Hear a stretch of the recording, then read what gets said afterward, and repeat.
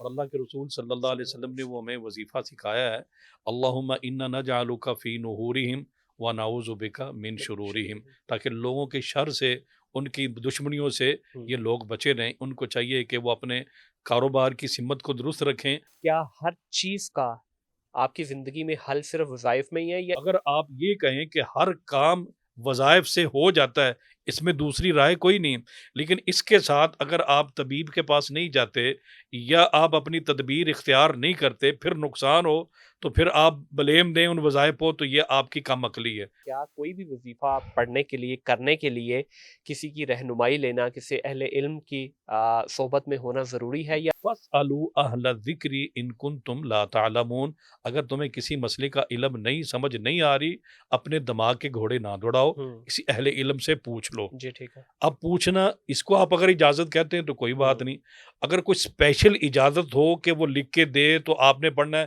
یہ کوئی ضروری نہیں ہے۔ اچھا قاری صاحب، کچھ لوگ جو ہیں ہمیں عام یہ دیکھنے کو مل رہا ہے کہ وہ بڑی نیک نیتی سے کام کر رہے ہوتے ہیں، اور اپنے کاروبار کے اندر اللہ رسول کی بتائے ہوئے طریقے کو بھی استعمال کرتے ہیں، اور کہیں نہ کہیں ان کے کاروبار میں یا ان کی بات چیت میں، ان کی گفتگو میں، روزمرہ کی زندگی میں ہمیں قرآن و سنت سے بھی چیزیں نظر آتی ہیں، لیکن کچھ وجوہات کی وجہ سے، ابھی دلوں کے راز تو اللہ جانتا ہے، کچھ وجوہات کی وجہ سے ان کے کاروبار میں یا ان کے جو لین دین میں کوئی فرق نظر آتا ہے دنیاوی حساب سے۔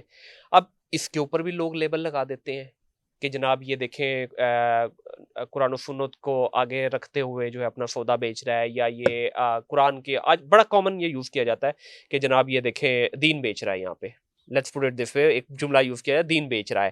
اب وہی بات کہ دلوں کے بھید تو اللہ جانتا ہے، اب کیا کرے وہ شخص؟ دیکھیں وہ چل بھی رہا ہے سنت کے طریقے پہ، شریعت کے طریقے پہ، کلیم بھی کر رہا ہے، اپیرنٹلی چیزیں اس کی لگ بھی رہی ہیں کہ ہاں واقعی وہ کرنا چاہتا ہے، اس کی عام روزمرہ کی زندگی میں بھی نظر آ رہا ہے، لیکن لوگ پھر بھی اس پہ تہمت لگا رہے ہیں۔ اور دوسرے اینڈ پہ وہ بندہ جو کھلے عام کر ہی دو نمبری رہا ہے۔ اب ان دونوں کے بیچ میں توازن کیسے رکھا جائے، کیونکہ ہمارا معاشرہ تو کسی صورت میں بھی آپ کو جینے نہیں دیتا ہے۔ جی، آپ کا بہت اچھا سوال ہے۔ دیکھیں، قرب قیامت اللہ کے رسول صلی اللہ صلی علیہ اللہ وسلم علیہ نے فرمایا کہ کوئی آدمی ایسے ہاتھ کے اوپر آگ رکھ کے اس کو کتنی دیر بند کر کے رکھے گا، وسلم۔ کتنی دیر پکڑے گا؟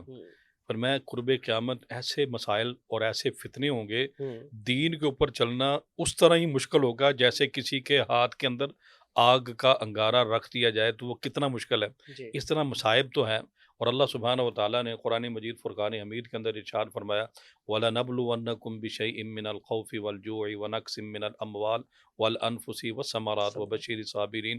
دین کے اوپر چلتے ہوئے آزمائشیں تو ہیں، اور اللہ کے رسول صلی اللہ علیہ وسلم نے فرمایا کہ جتنا آدمی نیک ہوگا نا، سب سے زیادہ بڑی آزمائش نبیوں پر ہے، بے شک۔ ثم الامثل ثم الامثل، پھر نبیوں کے بعد جو اپنی قوم میں جتنا نیک ہوگا اس کی آزمائش اتنی ہے، جتنا نیک ہے اتنی آزمائش ہے۔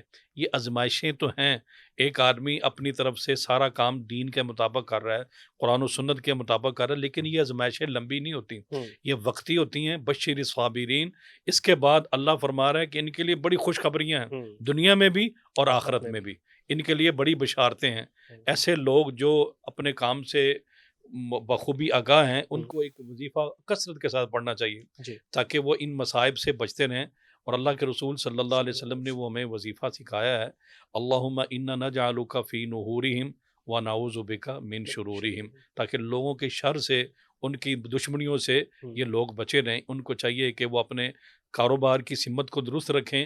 اگر اس کے باوجود بھی ایک آدمی ملازم ہے، وہ صحیح کام کر رہا ہے، ایک آدمی کہیں سیل مین ہے، وہ صحیح کام کر رہا ہے، ایک آدمی کسی کمپنی میں ہے، وہ اپنی طرف سے بالکل دیانتداری سے کام کر رہے ہیں، اس کے باوجود اس کے اوپر کوئی الزام تراشیاں ہو رہی ہیں یا اس کے اوپر کوئی آوازیں کسی جا رہی ہیں، اسے صبر کرنا چاہیے، اور ساتھ یہ پڑھے اللہم انا نجعلک فی نحورہم ونعوذ بک من شرورہم، اور یہ یاد رکھے کہ یہ آزمائش ساری زندگی کے لیے نہیں ہے، بے شک۔ یہ تھوڑے وقت کے لیے ہے، اس کے بعد اللہ اس کا پھل بہت اچھا دے گا آپ کو۔ بالکل صحیح۔ اچھا قاری صاحب، اکثر ہمیں سننے میں ملتا ہے کہ کوئی بھی مسئلہ ہماری زندگی میں ہو جائے، وہ کاروبار میں ہو، گھروں میں کوئی مسائل کی وجہ سے یا کچھ بھی ہو، فوراً بول دیا جاتا ہے جی یہ وظیفہ کر لیں۔ کیا ہر چیز کا آپ کی زندگی میں حل صرف وظائف میں ہی ہے، یا اس کا توازن رکھنا بھی ضروری ہے؟ اب سم ٹائم ایون بہت ساری ایسی ڈیزیزز ہیں کہ اپنی آخری سٹیج پہ پہنچی ہیں، لیکن پھر بھی کچھ لوگ جو ہیں وہ کہتے ہیں نہیں جی یہ وظیفہ پڑھیں ٹھیک ہو جائے گا، حالانکہ اس وقت اشد ضرورت ہے آپ میڈیکل رجوع کریں۔ ٹھیک ہے، یا کسی طبیب سے رجوع کریں، لیکن وہ ڈائریکٹلی وظیفوں پہ لگا دیا جاتا ہے. تو کیا یہ رانگ نمبر ہے یا واقعی ہی یہ حقیقت سے بھی اس کا تعلق ہے؟ دیکھیں ایک حدیث میں آتا ہے اللہ کے رسول صلی اللہ صلی علیہ اللہ وظیفہ ایک دعا ہے، میں نے پہلے عرض کیا جی وہ اللہ کی صفات کو آپ پڑھتے ہیں اور اس کو واسطہ بنا کے ایک دعا اپنے دل میں لیے ہوئے کہ میرا یہ کام ہو جائے، بیماری ہے کچھ. حدیث میں آتا ہے کہ اللہ کے رسول صلی اللہ علیہ وسلم نے فرمایا کہ جو کچھ بھی تمہیں چاہیے نا اللہ سے مانگو. ایون کہ آپ نے فرمایا اگر جوتے کا تسمہ ٹوٹ جائے نا جی تو وہ بھی اللہ سے مانگو. اس کا مطلب اب یہ نہیں ہے کہ آپ دیکھیں تین چیزیں ہیں، دعا، توکل اور اس کے بعد دعا دعا اور تدبیر بھی ہے. ایک آدمی نے یہ ساری چیزیں جہاں وظائف لکھا ہوا ہے کہ یہ پڑھیں وہیں یہ چیزیں لکھی ہوئی ہیں، اسی شریعت کا حصہ ہے. آپ کو بخار ہے، اب آپ ایک دعا پڑھتے ہیں سلام قولا من رب الرحیم، یا اس کے طرح کی کوئی بھی بخار کے اندر یہ وظیفے ہم بتاتے ہیں کہ زیادہ بخار ہو تو سلام قولا من رب الرحیم پڑھو. اب اس کا یہ مطلب قطعاً نہیں ہے کہ آپ بس یہی پڑھیں اور دعا نہ لیں. جو شارع علیہ السلام نے ہمیں وظائف بتائے ہیں، دعائیں بتائی ہیں، اسی پیاری نبی صلی اللہ علیہ وسلم کا فرمان ہے دعا بھی لو، بالکل صحیح. اپنے طبیب کے پاس بھی جاؤ اور تدبیر بھی کرو، محنت بھی کرو. اگر آپ یہ کہیں کہ ہر کام وظائف سے ہو جاتا ہے، اس میں دوسری رائے کوئی نہیں، لیکن اس کے ساتھ اگر آپ طبیب کے پاس نہیں جاتے یا آپ اپنی تدبیر اختیار نہیں کرتے پھر نقصان ہو تو پھر آپ بلیم دیں ان وظائف کو تو یہ آپ کی کم عقلی ہے. نہیں، دعا کے ساتھ، توکل کے ساتھ دعا بھی ہے اور تدبیر بھی ہے، تینوں چیزیں ساتھ لے کے چلے. یہ توازن ضروری ہے. صرف وظائف پڑھنے سے معاملات حل ہوتے ہیں، میں یہ نہیں کہہ رہا کہ آپ وظائف پڑھیں اسباب اللہ پیدا کر دے گا. اب ایک آدمی نے وظیفہ پڑھا رزق کے حوالے سے، اس نے رزق کے لیے دعا پڑھی، وظائف پڑھے، اب وہ آسمان کی طرف ہی دیکھتا رہے کہ وہاں سے رزق آئے گا، اس میں کوئی دوسری رائے نہیں ہے. رزق آسمان کی طرف سے آتا ہے، لیکن اپنی تدبیر بھی اختیار کرے. اپنا اٹھ کے پانی سامنے پڑا ہے، اللہ نے نعمت دی ہوئی ہے، وہ کہے میں پانی پیوں پھر پکڑ کے پی لو. آپ رزق کے لیے جو اللہ نے بازار رکھے ہیں، منڈیاں رکھی ہیں، کام کا ایک سلسلہ رکھا ہے، وہاں جائے، اٹھے بیٹھے، اس تدبیر کو، اس رزق کے حلال کے لیے جو تدبیر ہے اس کو ضرور جو ہے اپنی زندگی میں لائے اور دعا کا سہارا جاری رکھے، اسے ختم نہ کرے. بالکل صحیح. اچھا، وظائف کی جب ہم بات کرتے ہیں تو آج کل دو ہمیں نیریٹو ملتے ہیں. ایک طرف یہ کہا جاتا ہے جی وظائف کوئی بھی ہے، کسی بھی قسم کا وظیفہ جو ہے وہ بغیر کسی رہنمائی کے نہ کیا جائے.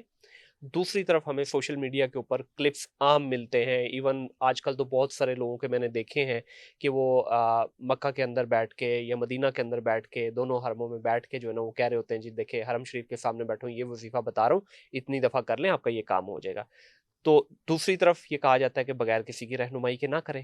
تو یہ دونوں کا ذرا بتائیے گا کہ کیا کوئی بھی وظیفہ پڑھنے کے لیے، کرنے کے لیے کسی کی رہنمائی لینا، کسی اہل علم کی صحبت میں ہونا ضروری ہے، یا جنیرک ہمارے سامنے ویڈیو آئے دیکھا اور شروع کر دیا وہ بھی صحیح ہے؟ دیکھیں ہم مسلمان ہیں جی اللہ سبحانہ و تعالیٰ نے ہماری رہنمائی کی ہے، بے شک. اس کے لیے ہمارے پاس دو چیزیں ہیں.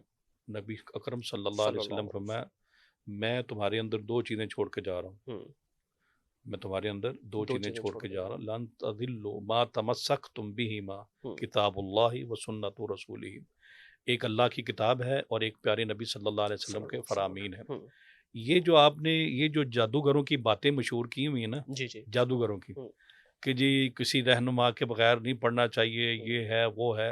اچھا، آپ نے کہا آپ نے جو مشہور کی، میں نے نہیں کی، واللہ میں نے نہیں کی. نہیں، آپ سے مراد پورا لوگوں نے میڈیا کیا، ٹھیک ہو ہے، گیا. آپ سے مراد پورا میڈیا جی ہے. بالکل ٹھیک ہو گیا. اچھا، جو اب جادوگروں کا سلسلہ ہے نا وہ تو شریعت سے ہے ہی ہٹ کے. بے شک ایسے ہے. میں نے عرض کیا ہمارے پاس دو دلیل کے لیے دو چیزیں ہیں، ایک اللہ کی کتاب ہے اور ایک پیارے نبی صلی اللہ علیہ وسلم کا فرمان ہے. اب جب اللہ کی کتاب میں آ گیا ہے کہ یہ کرو، جو وظائف میرے پیارے نبی صلی اللہ علیہ وسلم نے بتلا دیا، اب کس سے اجازت لینی ہے؟ اب ایک ہوتا ہے اجازت لینا. اچھا، مجھے اس بات کی تو آج تک سمجھ نہیں آئی. صحیح. ایک ہوتا ہے رہنمائی لینا. رہنما تو ہمارا ہے، رہنمائی لیتے رہیں گے علماء اکرام سے، اپنے اساتذہ اکرام سے. اجازت کا کیا مطلب ہے؟ وہ کہتے ہیں بڑا بھاری ہوتا ہے، اگر آپ خود کریں گے تو الٹا پڑ جائے گا. یہ بھی ایک ہے، تو پھر یہ رانگ نمبر کی میرا خیال ہے. پھر عاملوں کی دکانداری کون چلائے گا؟ تو یہ ایک پیورلی رانگ نمبر ہے. اس کا رہنمائی والی بات بالکل ہے کہ آپ سے بہتر اہل علم ہے تو آپ اس سے نے وظیفہ پڑھا، آپ نے وظیفہ پڑھا، سورہ مزمل پڑھی، ہاں سورہ فلق ناز پڑھا، سورہ جی اخلاص پڑھی، جی یا قرآن پاک کی کوئی آیت یا مسنون دعاؤں میں سے کوئی بسم دعا اللہ پڑھی، ہاں الذی لا یضر مع اسمہ شیء فی الارض ولا فی السماء وهو السمیع العلیم آپ نے پڑھ لی جی سنت کے مطابق. اب آپ ایک وظیفہ کرنا چاہ رہے ہیں، جی آپ کا دل کرتا ہے کہ میں اسے 300 مرتبہ پڑھوں. ہوں آپ امام مسجد سے جو اہل علم ہیں، جی آپ اپنے محلے کے کسی مدارس میں شیخ الحدیث سے ہوں کسی سے پوچھنے چلے گئے. جی مسئلہ پوچھنا اور بات ہے، اجازت ہوں لینا اور ہے. صحیح فَاسْأَلُوا أَهْلَ الذِّكْرِ إِن كُنتُمْ لَا تَعْلَمُونَ. اگر تمہیں کسی مسئلے کا علم نہیں، سمجھ نہیں آ رہی، اپنے دماغ کے گھوڑے نہ دوڑاؤ، ہوں کسی اہل علم سے پوچھ لو. جی ٹھیک ہے اب پوچھنا اس کو آپ اگر اجازت کہتے ہیں تو کوئی بات ہوں نہیں.